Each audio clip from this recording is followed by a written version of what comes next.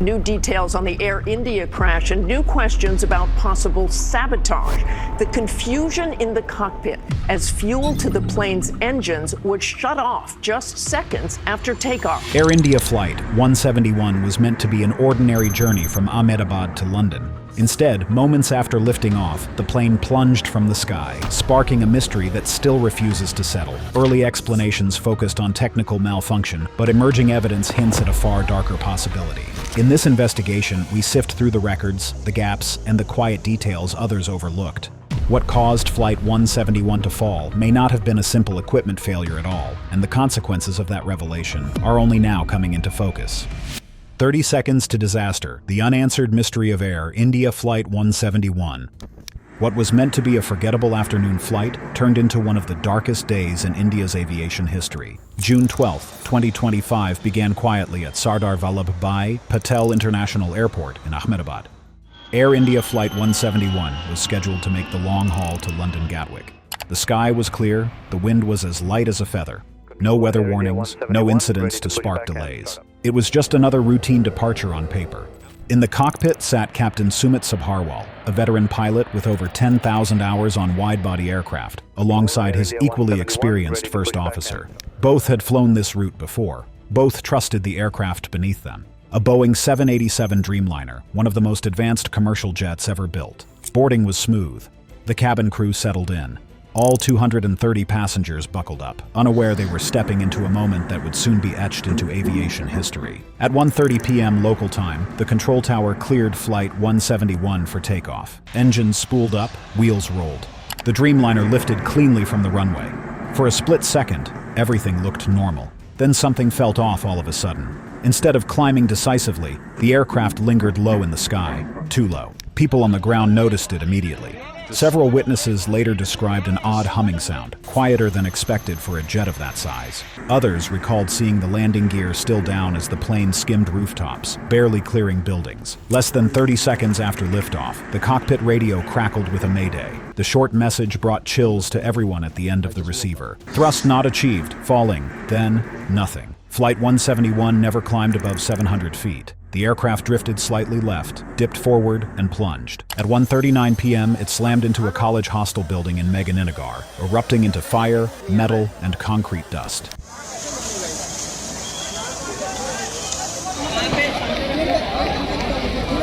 The impact killed 241 of the 242 people on board. More than 36 people on the ground were injured as flames tore through the structure. Fire crews arrived within minutes, but there was little they could do. The wreckage burned hot enough to scar walls and lives alike. Then came the impossible. Amid the twisted debris, rescue workers found a man alive. The sole survivor, seated at 11A, had somehow been ejected mid-impact and thrown into a narrow patch of softer ground between buildings. Luggage and insulation torn from the fuselage had partially cushioned the fall. Against all odds, he lived. His memory of the event was brief and fragmented. A violent jolt right after takeoff, a strange, worrying noise. 30 minutes he would not have known, and he would have, because his information load on him would be so high, aircraft will not be controllable. The sensation of spinning, then the darkness that comes from being spinned around from that kind of height soon filled the remaining gaps in his memory. Within hours, the crash site was sealed. India's Aircraft Accident Investigation Bureau took the lead, joined by Boeing engineers and international aviation experts. The black boxes were recovered quickly. Families waited for answers. Air India issued statements insisting there had been no signs of trouble before departure. Maintenance records appeared clean. One engine had been serviced just months earlier, the other weeks ago. So how did a modern aircraft, flown by seasoned professionals in perfect weather, fall out of the sky in under half a minute? As grief turned into anger, theories flooded in.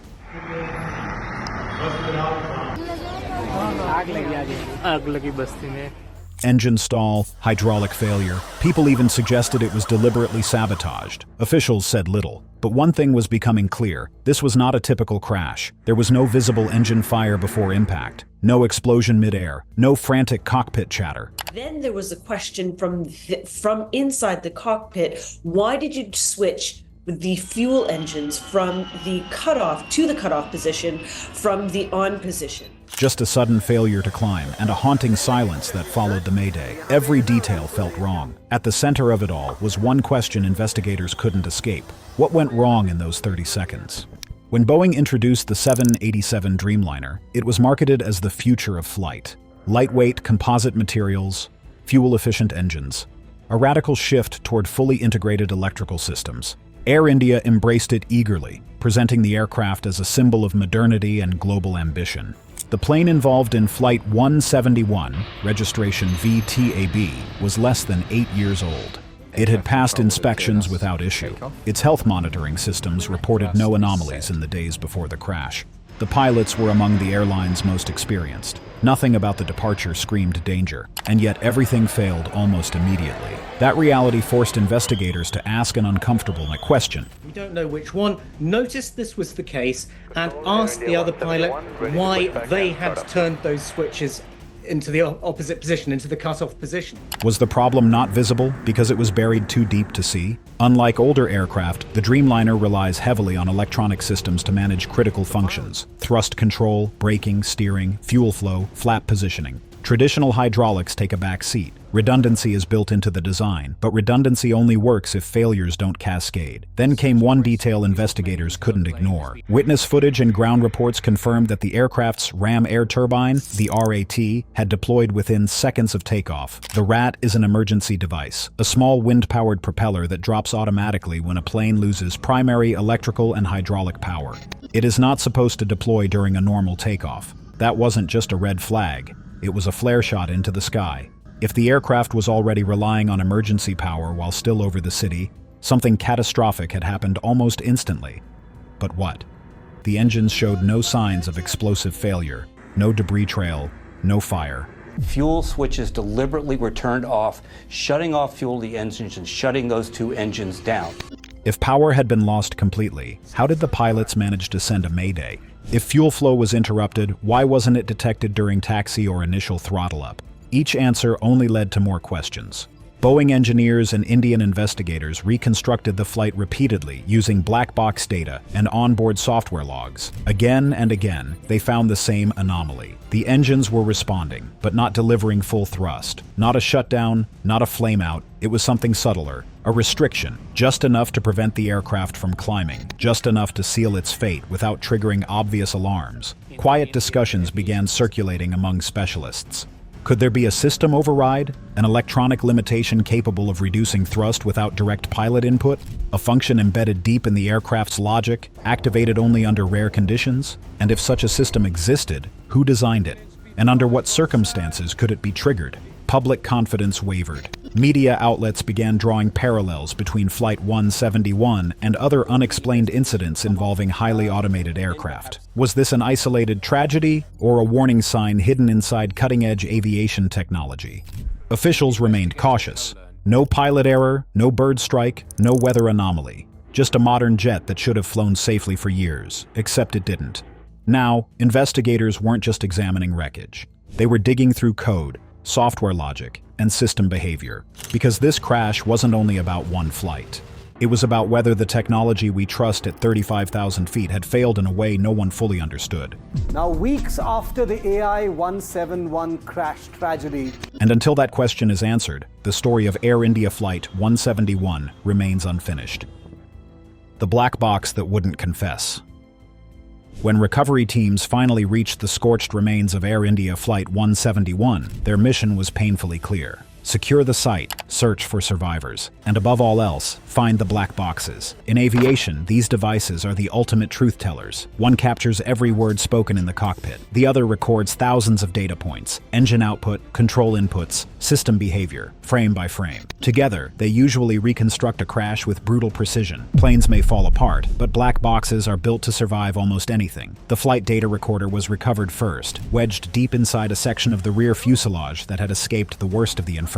It was dented, scorched, but intact enough to be sent for analysis. The cockpit voice recorder was less fortunate. Thrown violently from the tail section on impact, it was partially crushed, its casing warped, its memory module visibly burned. Investigators couldn't immediately tell how much, if any, of the final cockpit conversation could be recovered. Estimate FIR at 0735. Air India 182, Shannon, Roger. Still, the Indian Aircraft Accident Investigation Bureau moved fast. Every hour mattered. The first findings confirmed what the pilots themselves had reported in their final transmission. The engines never reached proper takeoff thrust. That much was undeniable. The data also showed something even more alarming. The ram air turbine deployed just 18 seconds after liftoff. The Ray-T isn't subtle. It's a last resort system, triggered only when the aircraft loses primary electrical and hydraulic power. In other words, Flight 171 entered emergency mode almost immediately after leaving the ground. But the data refused to explain why. There were no warning alerts recorded, no temperature spikes, no dramatic sensor failures. Fuel flow wasn't cut off entirely. It was simply far lower than it should have been. The engines weren't dead. They were restrained and, crucially, without any command from the pilots. When technicians finally managed to extract fragments from the cockpit voice recorder, the results were unsettling. The final 40 seconds were mostly static and background noise, the audio broken and distorted. But a few lines came through clearly enough to raise eyebrows. Engines not responding. Confirm settings. All set. Nothing's changing. And then, after a pause that investigators described as eerie in its calm, "It's not us. It's locked out." That single phrase changed the tone of the entire investigation. Locked out of what? An autopilot function? A software limiter? A deeper system safeguard never meant to activate in flight? The implication was unavoidable. The crew hadn't lost control through error or confusion. Control had been taken from them. The confusion in the cockpit as fuel to the plane's engines would shut off just seconds after takeoff. Boeing engineers were brought in, along with cybersecurity specialists, to comb through the aircraft's digital footprint. The 787 Dreamliner is less a machine of cables and levers than a flying network. Hundreds of interconnected systems governed by code. And where there is code, there is vulnerability.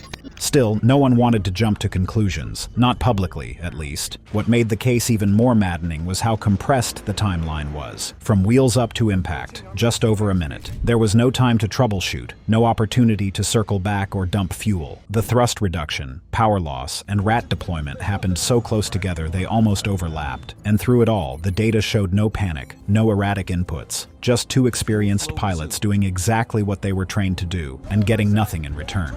3 weeks into the investigation, the AIB released a carefully worded statement. It confirmed unusual anomalies in the fuel management and thrust control systems. No mention of intent, no speculation, just that one word, anomalies, doing a lot of heavy lifting. Both engines to lose thrust. It says, as we've heard, one of the pilots is heard asking the other why he did the cutoff. Behind closed doors, however, the tone had shifted. One engineer, speaking privately, reportedly summed it up bluntly. "This doesn't look like a failure, it looks like an instruction." Whether caused by tampering, corrupted software, or an undiscovered flaw, one thing was becoming hard to ignore. The black boxes weren't silent because they were destroyed. They were silent because the real story might have begun long before the aircraft ever reached the runway. So, what actually happened? That's the million-dollar question.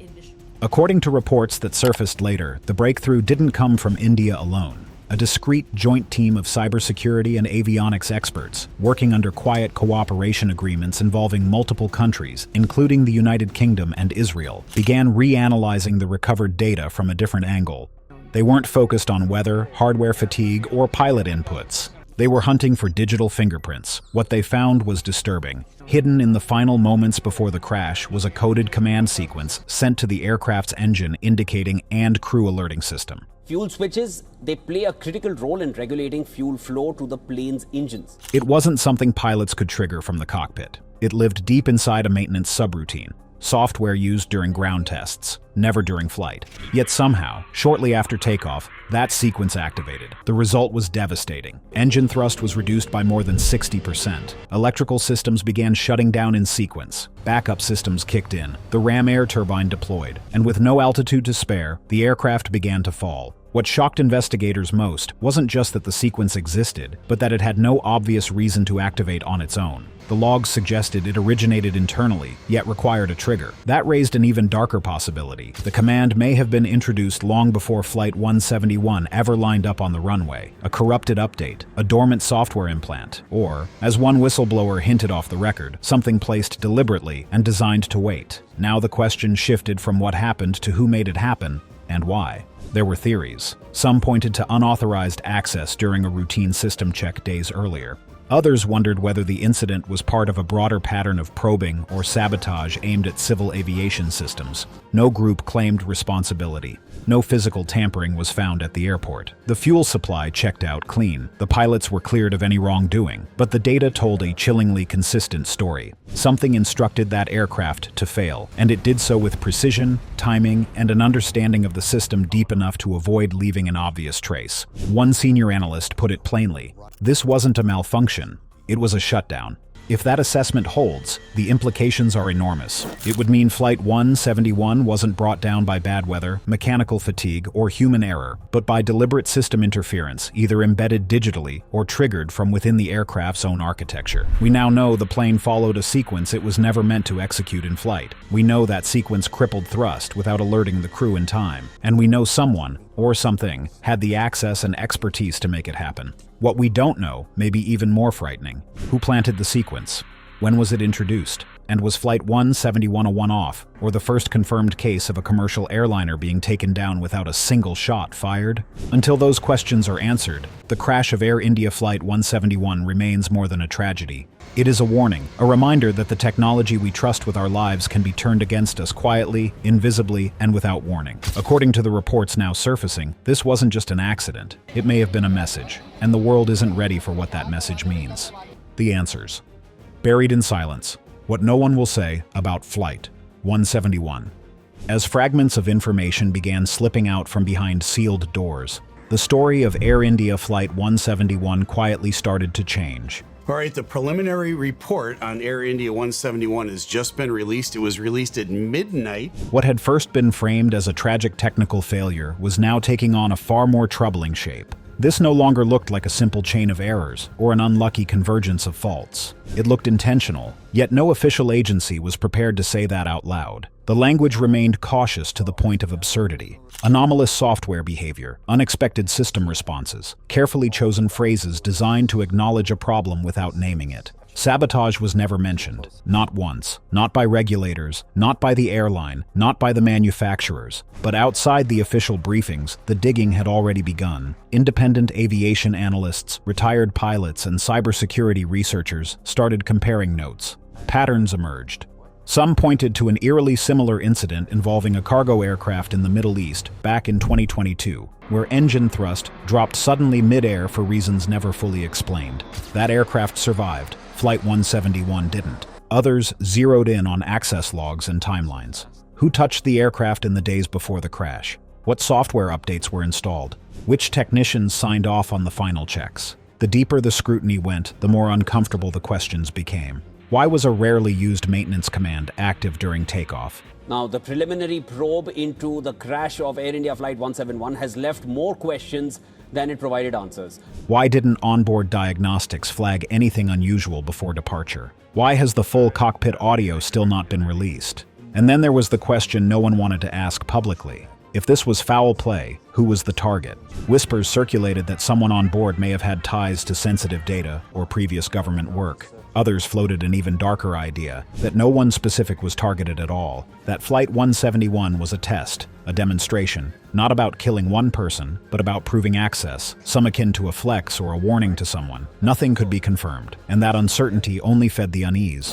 The government issued condolences, promised transparency. Then everything went quiet. Headlines slowly faded. Other stories took their place. But for the families of those lost, nothing had moved on. They waited for updates and received delays. One relative of a British passenger put it bluntly, "We've learned more from leaked reports than from the airline or the government. And every new detail makes this feel less like an accident and more like a cover-up." Inside the investigation, pressure was building. According to unnamed sources, a draft report concluded that unauthorized system access likely occurred in the days leading up to the flight. But the wording was softened, diluted, sanded down until it no longer accused anyone, or anything, of responsibility. That report never reached the public. Then the quiet withdrawals began. The FAA reassigned its investigators without explanation. Boeing reaffirmed the Dreamliner's safety, attributing the crash to a unique convergence of factors. No elaboration followed. Air India temporarily grounded a handful of 787s for enhanced diagnostics. Within weeks, they were flying again. On the surface, everything looked like it was returning to normal, but that wasn't the case. Behind the scenes, the investigation shifted into a new phase, no longer focused on wreckage patterns or engine debris, but on something far more abstract and far more dangerous: network access points, software permissions, maintenance protocol loopholes. Flight 171 had become a case study for a nightmare scenario the industry had barely begun to acknowledge. Because here's the reality: the higher the questions climbed, the fewer answers came back down. Was this an inside job? A compromised software supply chain? A message sent by a hostile actor probing aviation's digital defenses? No official confirmation, no suspects were presented, and more importantly, no one came out to own the error. Just a digital fingerprint buried in lines of code, and a collective refusal to name what it suggested. In the weeks after internal findings circulated quietly among agencies, public attention drifted elsewhere. News cycles moved on. Statements grew vaguer. The raw facts surrounding Flight 171 were gradually buried beneath bureaucracy, coded language, and international diplomacy. There would be no dramatic press conference, no whistleblower stepping into the light, no sense of closure, at least not yet. But inside aviation circles, everything had changed. Airline executives received confidential advisories on software auditing and system access controls. Boeing initiated a silent internal review of its maintenance code architecture, careful not to call it a recall. Air India discreetly replaced diagnostic modules across its fleet without fanfare, and pilots, trained for decades to handle mechanical failures and weather emergencies, were now being briefed on something entirely different: the possibility that the aircraft itself could work against them, not through malfunction, but through interference embedded deep within its digital core. For the families, the silence cut deep. One father of a passenger summed it up painfully: "They say they know what happened, but they won't say why it happened. That's not closure, that's cruelty." Governments chose their words like landmines. India's Civil Aviation Ministry released a final summary describing the crash as the result of compromised system behavior under review. No mention of locked-out thrust controls, no reference to embedded command sequences, no acknowledgement of intentional interference. But those who had seen the real data, those who had watched command logs unfold in the final seconds before impact, were left with a single conclusion: this was not mechanical failure, nor was it a pilot error. Something else was involved. And the most frightening part? No one could guarantee it wouldn't happen again. That fear now lingers quietly over the aviation industry. Catastrophic engine failure. To have two engines fail is unusual, so we're back to an aircraft that took off with what appears to be not the proper takeoff. That the very technologies designed to make flying safer may have opened a door to threats no pilot can see and no checklist can catch. A line of code buried deep in the system, a silent override, a digital hand pulling the aircraft down while everyone on board trusts the system's meant to save them. So what happens next? That's the question no one wants to answer out loud. Because solving the mystery of Flight 171 didn't bring comfort. It brought fear. Fear that if someone did this, they walked away unseen. Fear that if it wasn't a person but an undiscovered flaw, a backdoor left open, then the danger is still out there, waiting. Flight 171 was supposed to land in London. Instead, it became a turning point. And as scientists and investigators now quietly admit, the truth is far worse than anyone was prepared to hear. Boeing under fire, when the pattern became impossible to ignore.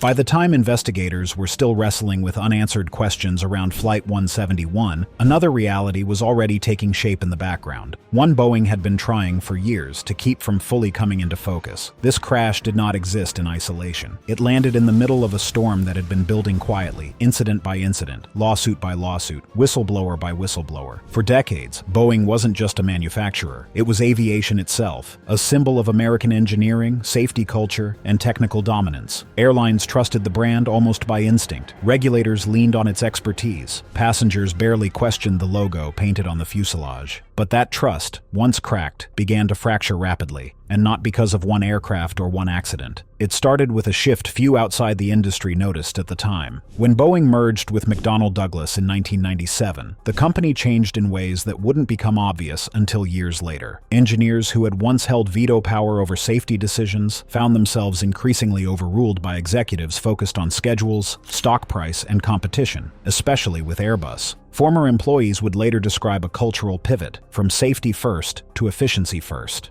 from engineers leading meetings to accountants setting deadlines. At first, the consequences were subtle: delays, internal disagreements, minor quality complaints brushed aside. But as aircraft systems grew more complex and software began replacing mechanical safeguards, the margin for error shrank dramatically. Then came the crashes that broke the spell. In late 2018 and early 2019, 2 Boeing 737 MAX aircraft went down within months of each other: Lion Air Flight 610 and Ethiopian Airlines Flight 302. Together, they killed 346 people. At first, Boeing and regulators treated the accidents as unrelated. Pilot training was blamed. Maintenance procedures were questioned. But when the data came back, the truth was impossible to ignore. Both planes had been pushed into fatal dives by a single piece of software, MCAS, the Maneuvering Characteristics Augmentation System. Designed to correct aerodynamic issues introduced by larger engines, MCAS relied on faulty sensor data and had the authority to repeatedly force the aircraft's nose down, without pilot consent and without adequate warning.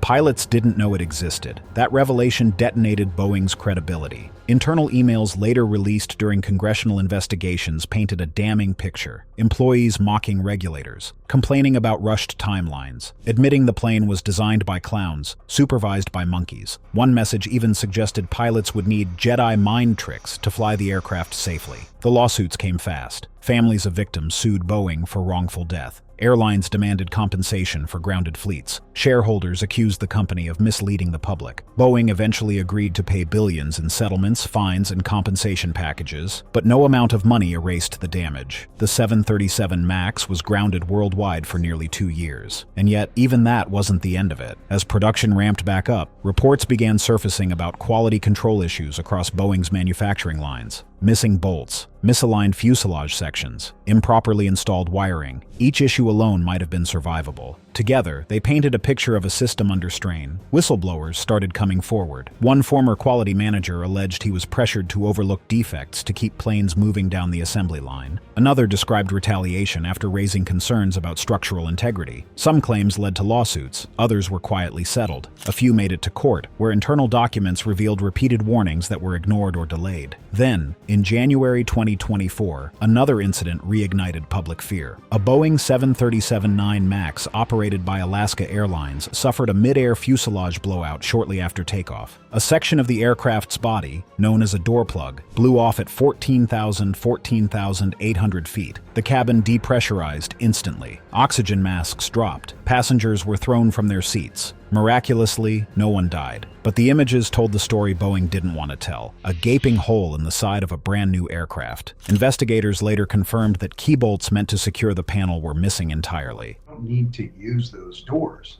That's why they're plugged, and they look like regular old windows when you're sitting. Once again, production quality came under scrutiny. Once again, Boeing insisted the issue was isolated. Once again, regulators were unconvinced. The FAA halted production increases and launched a full audit of Boeing's safety systems. This time, the language was different. It was harsher and far less forgiving. FAA officials openly questioned whether Boeing could be trusted to self-certify aspects of its own aircraft, a privilege it had enjoyed for years. Internally, discussions began about restructuring oversight entirely. Behind the scenes, legal pressure continued to mount. Families from the 737 MAX crashes accused Boeing of prioritizing profits over human life. Prosecutors examined whether the company violated deferred prosecution agreements by failing to fully reform its safety culture.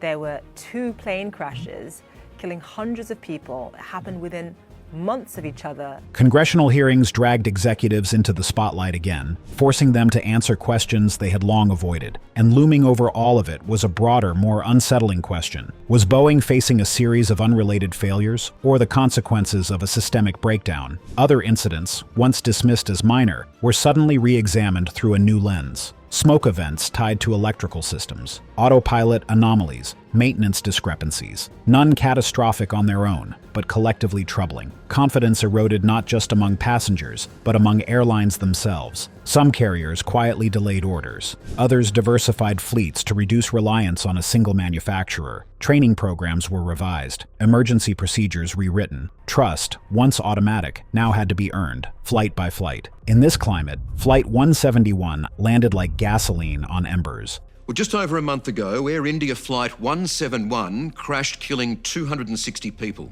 Even without official confirmation of wrongdoing, the crash fit too neatly into an ongoing narrative of technological complexity outrunning oversight, of software layers stacked atop each other faster than they could be audited, of systems so interconnected that a failure or manipulation in one corner could cascade silently through the rest. Boeing denied any link, of course. Statements emphasized that every aircraft model was distinct, every incident unique. Legally, they were correct. But culturally, the distinction mattered less and less. Public perception had shifted. The question people began asking wasn't what went wrong this time. It was, why does this keep happening? And perhaps more importantly, who is really in control of these machines? Lawsuits continue to pile up, some settled quietly, others grinding through courts across multiple countries. Each case forces Boeing to open its records a little more. Each deposition pulls another thread loose, and each revelation reinforces the same uncomfortable truth. Modern aviation safety no longer hinges solely on metal, engines, or human skill. It hinges on code, processes, incentives, corporate decisions made years before a plane ever leaves the ground. Flight 171 may ultimately be remembered not just as a tragedy, but as a moment of reckoning. Another data point in a growing body of evidence that something fundamental has shifted in how aircraft are designed, built, and governed. Whether Boeing can fully regain the trust it once commanded remains an open question. The company insists reforms are underway, new safety boards, revised production protocols, cultural resets, and maybe they are sincere, but trust, once broken at altitude, doesn't recover easily. And as aviation enters an era where software has as much authority as pilots, the margin for error, whether accidental or intentional, has never been thinner. The skies may still look calm from the ground,